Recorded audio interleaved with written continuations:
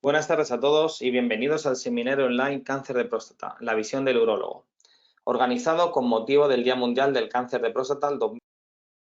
Mi nombre es Carlos Mercader y voy a ser el encargado de moderar esta sesión. Este seminario tiene como objetivo proporcionar información a los pacientes y familiares sobre el abordaje de la enfermedad desde el punto de vista de la urología. Para ello contamos con la presencia de la doctora Carmen González Enguita, jefa del Servicio de Urología del Hospital Universitario Fundación Jiménez Díaz. Recuerden que el ponente dispondrá aproximadamente 30 minutos de exposición y una vez finalice la ponencia tendremos una ronda de preguntas. En caso de que tengan alguna duda, la pueden realizar durante todo el seminario a través de la aplicación en el apartado Preguntas. Sin más dilación, doy paso a la doctora González Enguita. Buenas tardes. Mi agradecimiento en primer lugar a GEPAC. Buenas tardes. Les decía que mi agradecimiento una vez más a GEPAC por esta invitación, por estar aquí con todos ustedes en la celebración del Día Mundial del Cáncer de Próstata. Mi agradecimiento personal y de todo el equipo a quien represento en el Hospital Fundación Jiménez Díaz y Hospitales Públicos del Grupo Quirón Salud en Madrid. Y mi agradecimiento por toda la confianza que ustedes ponen en nosotros en el día a día en la consulta del urólogo.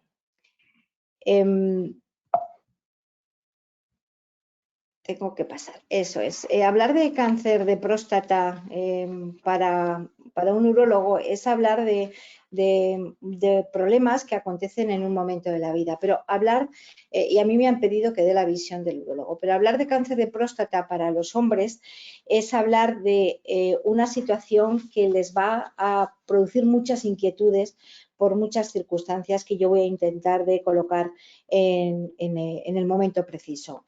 Hablar de próstata en general es hablar de un escenario complicado porque afecta fundamentalmente a la intimidad y sobre todo porque estamos ante un órgano que siendo sexual produce miedo si me diagnostican algo en él y si me van a ofrecer tratamientos que van a producir una serie de circunstancias importantes en la vida. Recordar muy brevemente dónde se encuentra la próstata porque va a ser fundamental a la hora de dar síntomas a la salida de la vejiga, siendo un órgano sexual que se encarga únicamente del proceso de la reproducción, de dar esa viabilidad, esa agilidad, esa motilidad y esa madurez a los espermatozoides para ser fértiles.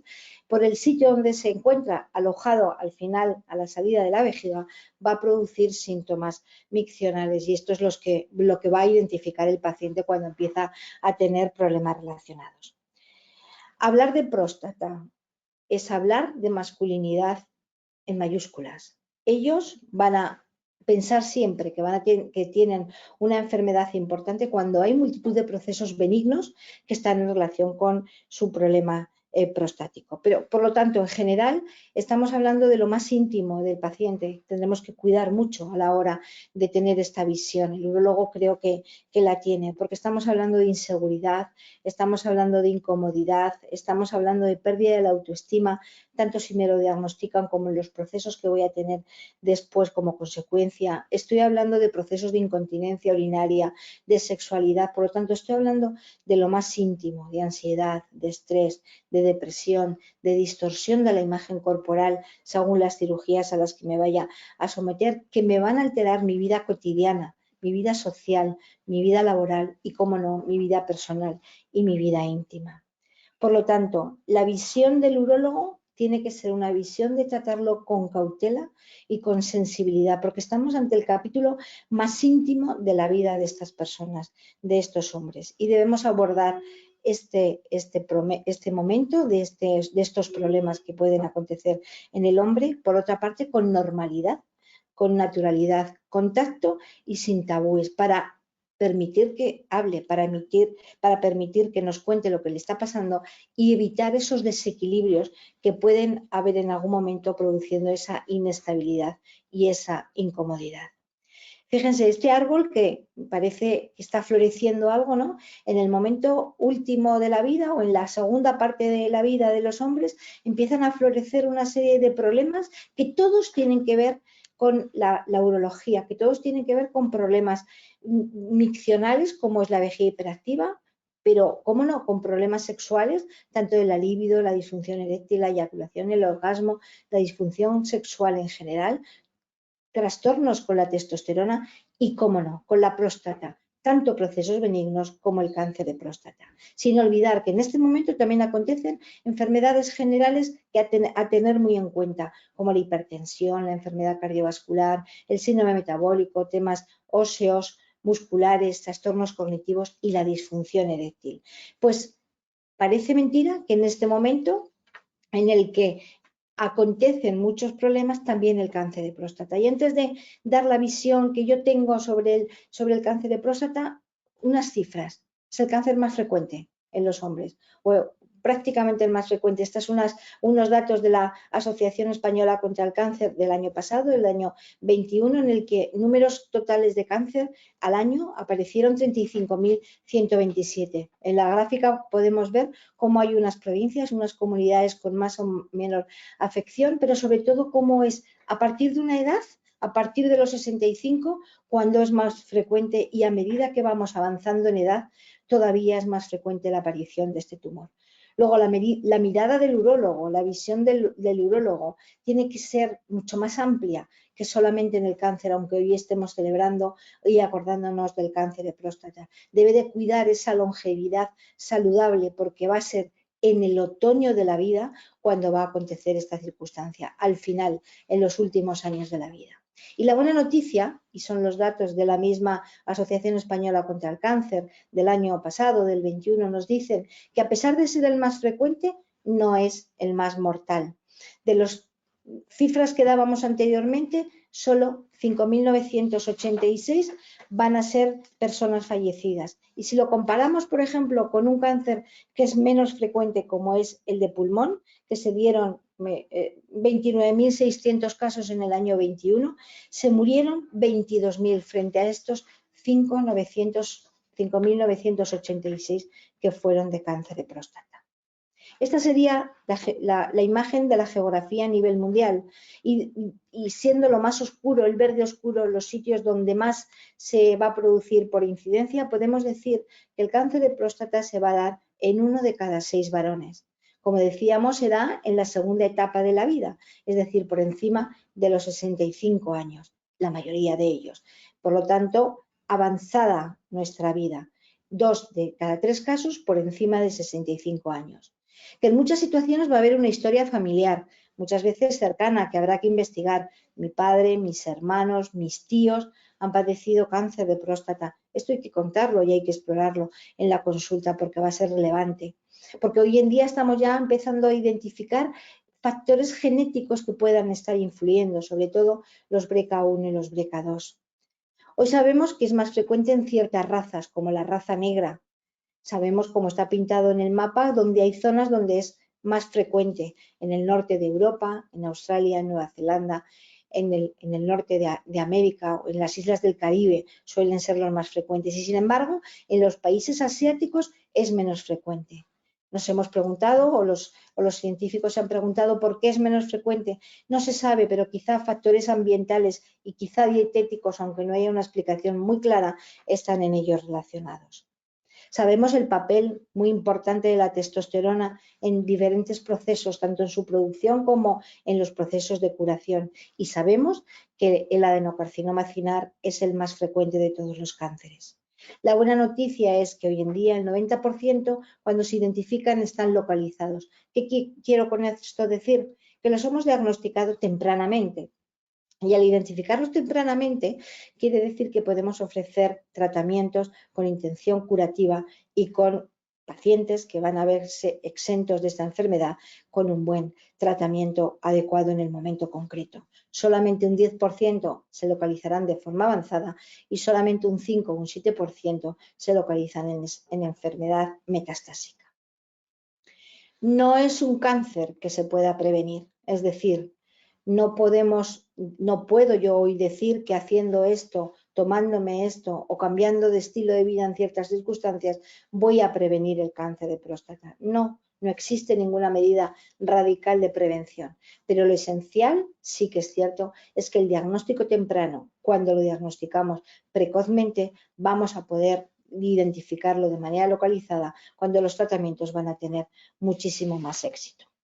No podré hacer nada sobre ciertos factores como va a ser la edad, porque decimos que es más frecuente a partir de los 65 años, ni podré hacer nada sobre la raza, hemos nacido cada uno como somos, ni con nuestra familia. Eso no lo voy a poder controlar, pero quizás sí voy a poder controlar ciertas medidas que podrán reducir el riesgo de padecer este cáncer de próstata. Luego, mi visión, la visión del urólogo es que en estos momentos estamos avanzando mucho en el diagnóstico y en el tratamiento, no tanto en la prevención, más allá de campañas como la que estamos celebrando en estos días de prevención, de tratamientos precoces porque acudimos pronto al urólogo, pero lo que sobre todo vamos a pasar ahora a repasar es que estamos avanzando tremendamente en los momentos del diagnóstico y del tratamiento para que tengamos una mejor evolución y un mejor pronóstico como les pasa a las personas de origen asiático que viven en Asia, porque si las personas de origen asiático se van a vivir a otros países, van a tener parecidas posibilidades de las otras personas que viven en los otros países. Junto al PSA, un descubrimiento analítico de hace ya muchos años, en torno a los años 80 del siglo pasado, que sabemos que es el antígeno prostático específico, una proteína del suero que producen las células epiteliales prostáticas. Hoy en día sabemos y empiezan a florecer biomarcadores, es decir, otro tipo de sustancias que, aunque todavía no están en la clínica, posiblemente en un futuro y no un futuro muy lejano, nos van a ayudar a dar más datos sobre los que da el PSA. Porque el PSA, llamado inicialmente como un marcador tumoral, hoy en día sabemos que se afecta por otras situaciones. La edad lo puede subir, el volumen prostático, la inflamación, la infección, la instrumentación, es decir, simplemente haciendo un tacto rectal, colocando una sonda, realizando una cistoscopia, una biopsia de próstata, una eyaculación, haciendo cualquier maniobra de este tipo o incluso fármacos, sabemos que el PSA puede verse alterado, puede elevarse. Hoy hablamos de un marcador de inflamación más que de un marcador tumoral. Pero la realidad que estamos viviendo efectivamente es esta, es que ya existe un panel de ciertas determinaciones moleculares que van a hacer que identifiquemos de manera individual enfermedad en cada paciente. Estamos en el camino de esa medicina personalizada, identificación de marcadores en orina, de identificación de células tumorales o DNA circulante en la sangre. Por lo tanto, el concepto de biopsia líquida cada día va tomando mayor renombre. Avanzamos en el diagnóstico. La ecografía transrectal realizada desde hace muchos años hoy está pasando por una fase intermedia a la hora de hacer la biopsia, que es la resonancia nuclear multiparamétrica, de tal manera que fusionando las imágenes donde sí podemos identificar alguna zona de la próstata sospechosa por las características propias de esos nódulos a nivel de la próstata vistos en la resonancia, y como digo, con un software mezclando las imágenes de la próstata y de la resonancia, podemos llegar a hacer una biopsia llamada fusión, fusionando imágenes, pinchando aquellas zonas sospechosas de la resonancia. Pero es que es más, es que hoy en día vamos a tener otro tipo de ecografía, ahora la veremos en la imagen a continuación, que nos van a permitir también identificar con mayor precisión aquella zona donde posiblemente ecografías más tradicionales no nos lo han podido determinar. Luego, a través de esta fusión con la resonancia, podremos llegar a zonas más difíciles que con la ecografía convencional y podremos llegar a pinchar, a biopsiar aquellas zonas sospechosas difíciles por otra manera y además por vía perineal, evitando aquellos riesgos que trae la biopsia a nivel rectal. Esta es una imagen, como digo, traída de la bibliografía de cómo se puede identificar hoy en día con los microultrasonidos de manera mucho más precisa imágenes dentro de la imagen que da la ecografía, en la que nos van a orientar de que solamente con ecografía podemos identificar el tumor. Y decía procesos en el tratamiento avanzado, y este es uno, la terapia focal. Nos gustaría que dentro de poco tiempo pudiésemos tratar el cáncer de próstata solamente la zona de la próstata que estuviese afecta, no a tratarlo todo ello con los efectos secundarios que produce, sino dirigida a la lesión tumoral, aquella que identificamos o bien con los microultrasonidos, pero sobre todo aquella que identificamos quizá con la resonancia, y tratarla de manera única con diferentes fuentes de energía. Lo que hoy en día está más desarrollado es HIFU, que son los ultrasonidos de alta intensidad, pero también la crioterapia, que es el frío, la braquiterapia con radiaciones, la terapia vascular fotodinámica, que es luz dirigida directamente a estas lesiones, la electroporación irreversible, que son pulsos eléctricos, o con térmicas, con luz térmica, que son fotones de alta energía. Con cualquier tipo de energía que elijamos, se puede destruir las células tumorales de una forma local. Por aquí irá el futuro y hay grupos que están trabajando mucho al respecto.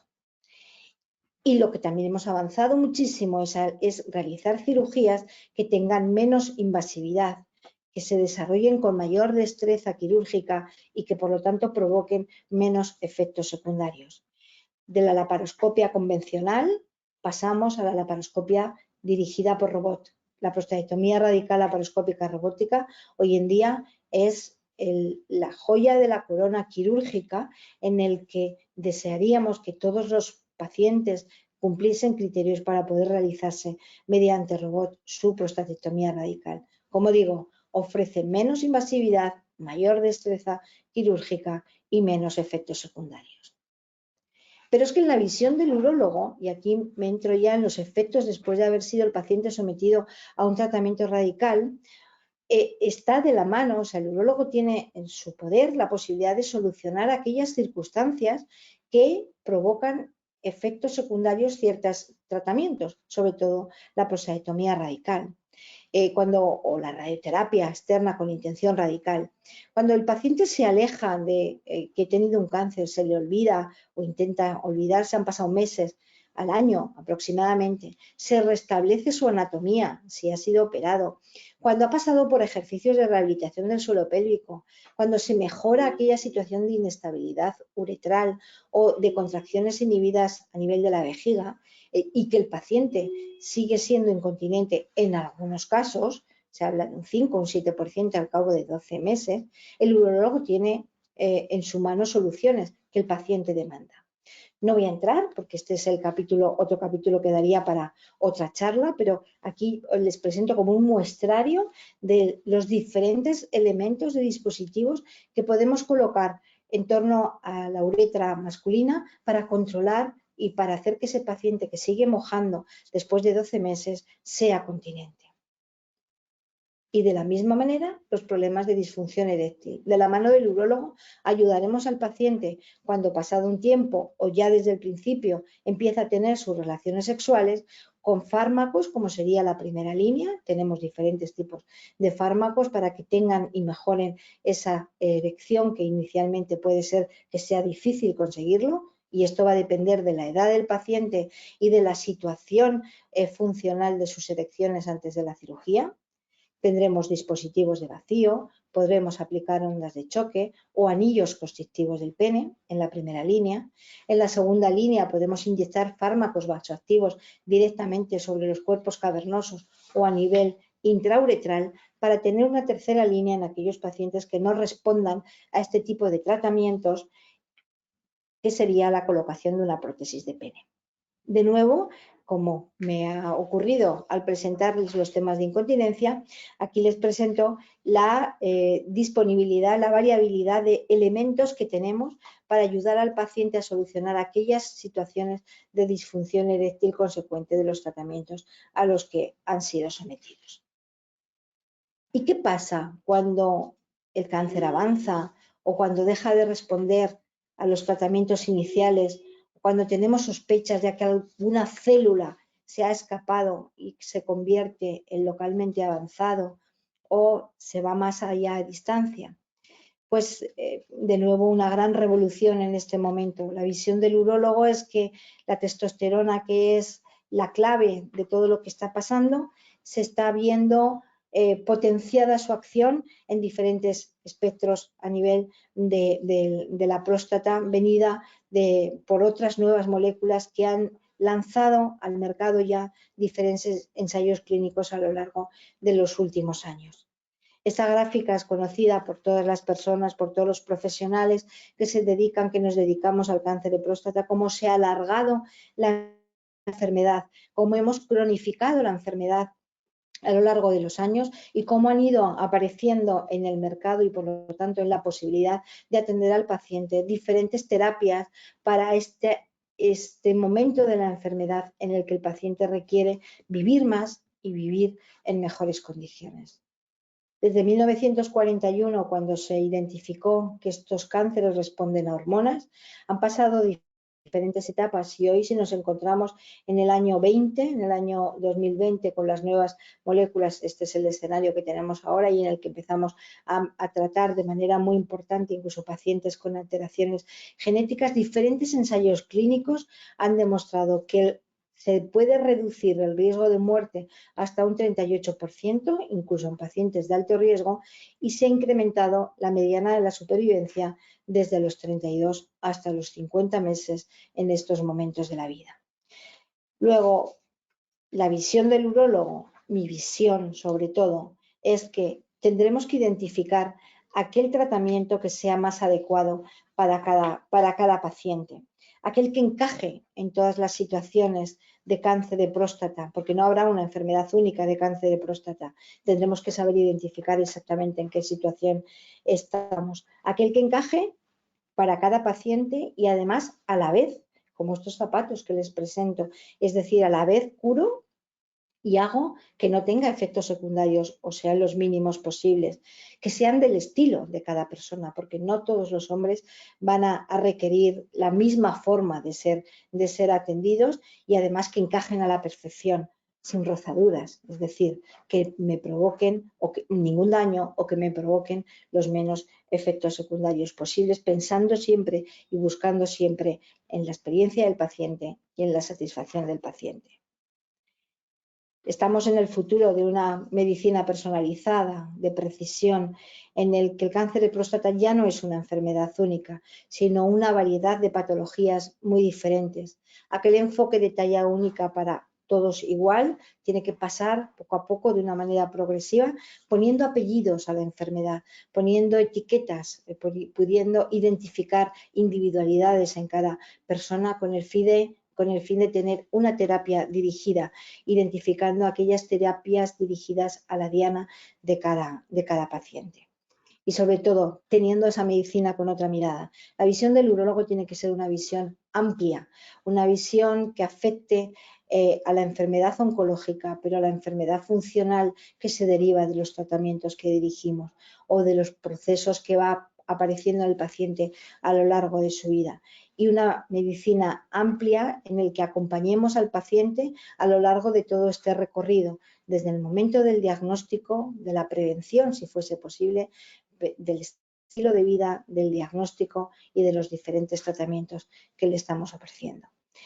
Mi mirada hoy es hacia el Día Mundial del Cáncer de Próstata, pero mi mirada es todos los días que ustedes con algún problema relacionado con la próstata, con su salud, con la longevidad saludable con la que deseamos, el urólogo está cercano para que pueda atenderle y ayudarle a solucionar este tipo de problemas.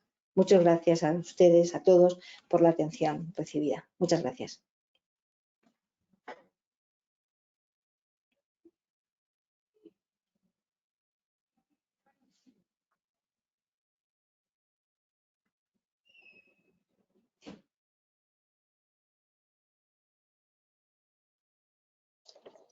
Muchas gracias, doctora, y agradecemos enormemente su intervención. A continuación vamos a hacer el turno de las preguntas que nos han hecho los asistentes, ¿vale?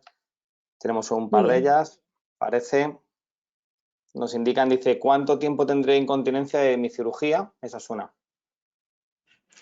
A lo mejor nada. Depende mucho de muchas circunstancias, ¿no? La cirugía radical va asociada a cierto grado de incontinencia. La mayoría de los pacientes tienen unos días de incontinencia y la mayoría de ellos se tiene que ir resolviendo poco a poco a lo largo del tiempo. 5 o 7% de los pacientes al cabo de 12 meses van a permanecer con incontinencia según las series más grandes publicadas, pero con una buena técnica quirúrgica, con un buen suelo pélvico, con una buena rehabilitación, con una buena reeducación vesical, un estilo de vida miccional adecuado y un cuidarse, con el tiempo la pérdida de orina se va recuperando. Y si no, como digo, en aquel tanto por ciento pequeño de pacientes que se mantiene después de 12 meses, estará el urólogo para ofrecerle la mejor solución posible. Fenomenal, muchas gracias, doctora. Y bueno, la otra pregunta, dicen, ¿hay algo que pueda hacer para ayudar a manejar los efectos secundarios de la radioterapia?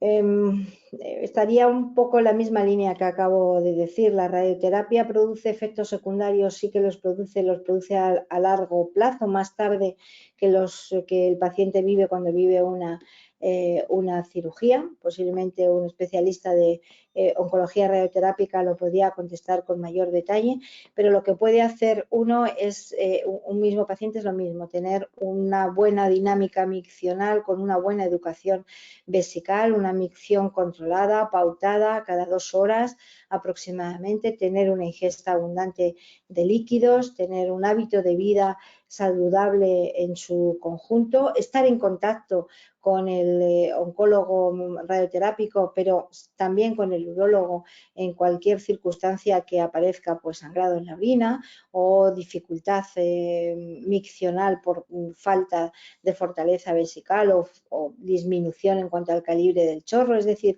en el momento que aparezcan síntomas en los que puedan sospechar que la radioterapia puede haber influido, pues ponerse en contacto con inicialmente el oncólogo radioterápico, pero el urólogo para poder valorar lo que le está sucediendo.